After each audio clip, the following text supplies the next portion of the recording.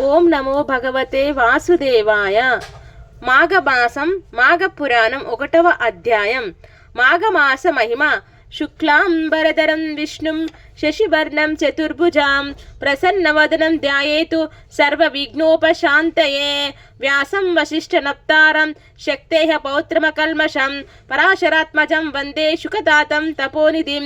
వ్యాసాయ విష్ణురూపాయ వ్యాసరూపాయ విష్ణవే నమో వై బ్రహ్మనిధవే వాసిష్ఠాయ నమో నమః.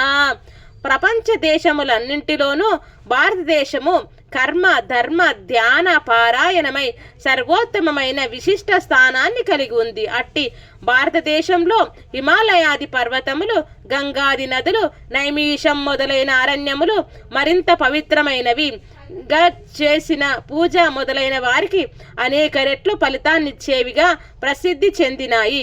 వైశాఖం, ఆషాఢం, కార్తీకం, మాఘం మొదలైన పవిత్రములైన పుణ్యదాయకములైన కాలములో చేసే స్నానము, జపము, తపము మొదలైన వాని వలన వచ్చే పుణ్యం బగల్యమైనది. అంటే ఇంత అని లెక్కకు రానిది. పూర్వం మహర్షులు శ్రీ మహావిష్ణువు వద్దకు వెళ్ళి, స్వామి, స్నానానికి ధ్యానాదికి కమైన తపస్సుకు ప్రశాంతము పావనము సిద్ధిపరదమైన ప్రదేశాన్ని మాకు భూమండలంలో నిర్దేశింపుడని ప్రార్థించినారు. అప్పుడు శ్రీ మహావిష్ణువు వారితో, మహర్షిలారా, నేను నా చక్రాన్ని విసురుతాను. అది ఎక్కడ పడుతుందో ఆ ప్రదేశం తృణకాష్టకజాల సమృద్ధమైన తపోయోగ్యమైన ప్రదేశంగా గుర్తించండి అని చెప్పి తన చక్రాన్ని విసిరినాడట. ఆ మహావిష్ణువు యొక్క చక్రనేమి పడిన ప్రదేశాన్ని నైమిషారణ్యమని వ్యవహరిస్తూ నైమిషాది మహర్షులు అక్కడ స్థిర నివాసం ఏర్పరచుకున్నారు. వారక్కడ నివసిస్తూ యజ్ఞయాగాదులు చేస్తూ ఉంటే భూమండలంలోని వివిధ ప్రాంతంలోని ఆయా ఆశ్రమాలలో మహర్షులు చూడటానికి వస్తూ ఉండేవారు. అలాగే రోమహర్షుడను ఆయన కుమారుడు సుత మహర్షియే అందరిలా ఆ యోగాన్ని చూడటానికి విచ్చేస్తారు.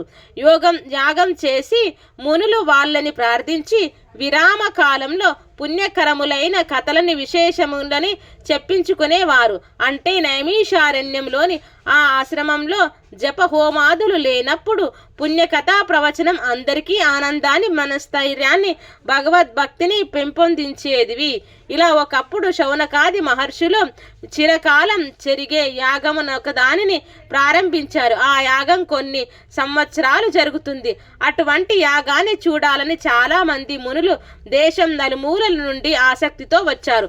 అలా వచ్చిన వారిలో సూత మహర్షి ఉన్నారు. శౌనకాది మునులు ఆయనకెదురు వెళ్ళి సగౌరవంగా తీసుకొని వచ్చారు. తగిన ఆసనంపై కూర్చుండబెట్టి అతిథి సత్కారాలు చేశారు. ఆయనతో ఇలా అన్నారు, సూత మహర్షి, మీ తండ్రి గారు రోమహర్షుల వారును పురాణ ప్రవచనంలో ధర్మ విషయాలను వివరించడంలో సాటి లేని వారు. శరీరం పులకించి ఆనంద పారవశ్యంచే రోమములు కూడా పులకరించేటట్లు చేయగల సమర్థులు.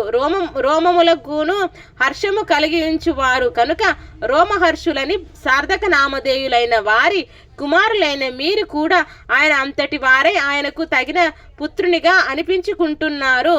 మా అదృష్టవశం వలన మీరీ యాగ సందర్శనమునకు వచ్చినారు. విరామ సమయంలో మాకు పుణ్యకరములైన విషయాలను వినడం మరింత ఫలప్రదం అవుతుంది కదా. దయ ఉంచి మాకు పుణ్య కథలని వినిపించండి అని ప్రార్థించారు. సూత మహర్షి వారి ఆతిథ్యాలను స్వీకరించి సుఖాసనంపై కూర్చుని వారి మాటలను విన్నాడు. వారందరికీ నమస్కరించి చిరునవ్వుతో, మీకు నా మీద ఉన్న అభిమానానికి కృతజ్ఞుణ్ణి. పుణ్యకార్యాలు జరిగే చోట పుణ్యప్రదమైన విషయాన్ని చెప్పటం కూడా ఒక అదృష్టమే. అది కూడా యజ్ఞంలా పవిత్రమైన కార్యమే. ఈ రూపంలో నన్ను ఈ పుణ్యకార్యంలో ఇలా ఆహ్వానించేటట్లు చేసి మీకు నేను కృతజ్ఞుణ్ణి. మా తండ్రి గారి వలన విన్నదాన్ని అనుసరించి వ్యాస మహర్షుల వారి దయ విశేషం చేత నాకు తెలిసిన విషయాన్ని మీ అనుగ్రహం చేత స్మరింప చేసుకొని యథాశక్తి వినిపించి మీ ఆనందాశిస్సులను భగవద్భక్తృపను పొంద ప్రయత్నిస్తున్నాను. మీ ఆజ్ఞ ఏమిటి అని సవినయంగా అడిగెను. అప్పుడు మునును సూత మహర్షి లోగడ వైశాఖ మాసం, కార్తీక మాసం, వైశిష్టాన్ని ఆయా మాసాల్లో చేయవలసిన ప్రావస్తాన్ని వివరించి మాకు ఆనందం కలిగించారు.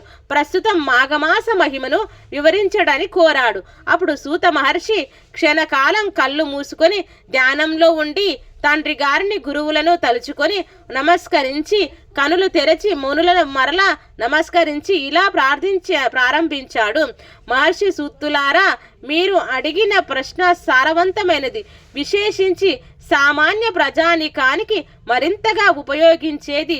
చదువుకున్నవారు కొద్దిమంది అయినా యజ్ఞయాగాదులు జపతపాదాలు చేసి పాపం పోగొట్టుకుని పుణ్యం సంపాదించుకుంటున్నారు. పై విధంగా చేసే సావకాశం లేని వారు తరించడానికి ఈ విషయం బాగా ఉపకరిస్తుంది. పూర్వం ఒకప్పుడు జగన్మాత అయిన పార్వతీదేవి పరమేశ్వరుని ఇదే విషయాన్ని అడిగింది. గురుత్తుమద మహర్షి మొదలైన వారు చెప్పిన విషయాలని పార్వతీదేవికి పరమేశ్వరుడు చెప్పిన విషయాలను తో పాటు చెప్పేదను వినండి. పార్వతీదేవి పరమేశ్వరునితో, విశ్వాత్మిక, సర్వలోకేశ్వర, సర్వభూత దయానిధి, ప్రాణేశ్వర, మీ మాటలు అమృతము కంటే మధురాతి మధురమై నా చెవులకు మరింత ఇంపుగా నున్నవి. మాఘమాస మహిమను వివరింప గోరుచున్నానని ప్రశ్నించను. అప్పుడు పరమేశ్వరుడు, కళ్యాణి జగన్మంగళ, నీవు అడిగిన విషయాలని మిక్కిలి నిగూఢమైనవి, గంభీరమైనవి. నాకిష్టురాలివైన నీకు చెప్పరానిదేమియున్నది, తప్పక చెప్పేదను వినుము. సూర్యుడు మకర రాశిలో నుండగా మాఘమాసమును ప్రాతకాలమును స్నానం చేసిన వారు పాప విముక్తులై ముక్తి నొందుదురు. గోవు పాదం మాత్రం మురిగినంత జల ప్రభావంలోనైనా చేసిన స్నానము అధిక పుణ్యప్రదం. మొదటి స్నానం వాని సర్వ పాపాలను పోగొట్టును. రెండవ స్నానం వారికి వైకుంఠం లోక ప్రాప్తిని కలిగిస్తుంది. మూడవ స్నానం అతనికి శ్రీ మహావిష్ణువే రుణగ్రస్తుడయ్యేటట్లు చేస్తుంది. అట్టి పుణ్యానికి నేనేమి ఇవ్వాలని శ్రీ మహావిష్ణువే ఆలోచనలో పడును. ప్రయాగలో మాఘమాసంలో గంగా స్నానం చేసిన వానికి పునర్జన్మ ఉండదు. మాఘమాసంలో ఉదయాన్నే నదీ ప్రవాహంలో గాని సరస్సులో గాని స్నానం చేసిన వారికి ముక్తి కలుగుతుంది.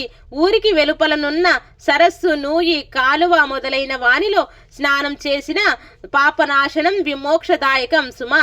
తెలిసి కానీ తెలియక కానీ బలవంతంగా కానీ మాఘమాసమున ఒక మారు స్నానమైనను సూర్యోదయమునకు ముందుగా చేసినచో వాని పాపములన్నీను పోవును. భక్తి భావంతో నెలంతయు చేసినచో విష్ణులోకం చేరును. స్నానం చేసి పురాణం విన్నచో అతడు ఋషి అయి జన్మించును.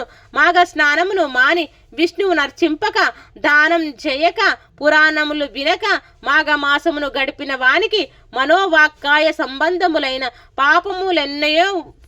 పాపములెట్లు పోవును. అతడు భయంకరమైన కుంభీపాక నరకమున బాధలు పడును.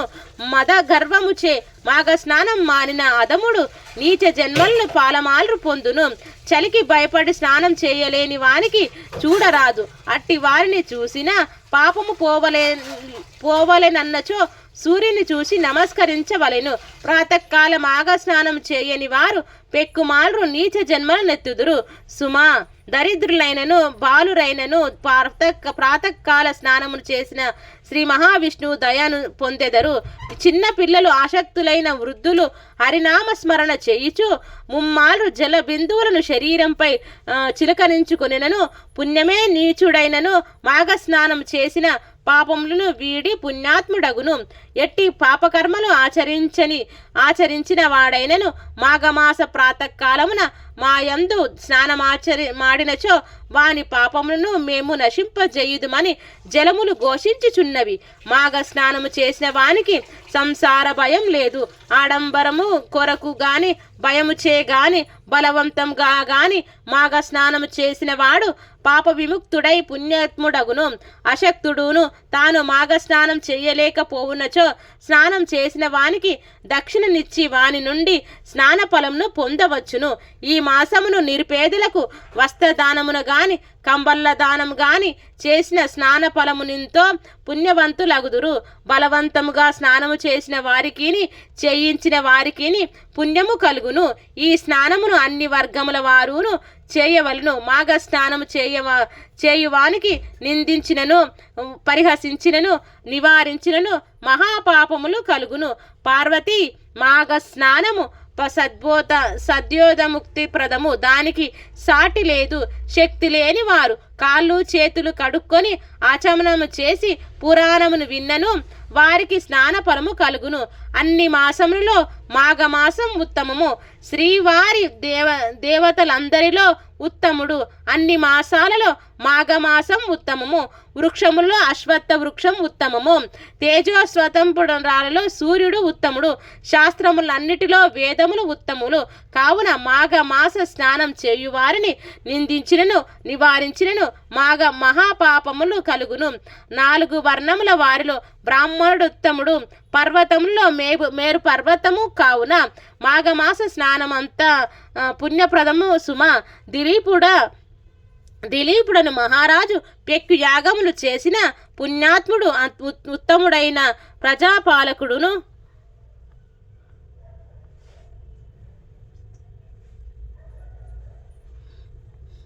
ఇది మాఘ మహాపురాణం 1వ అధ్యాయం సంపూర్ణం.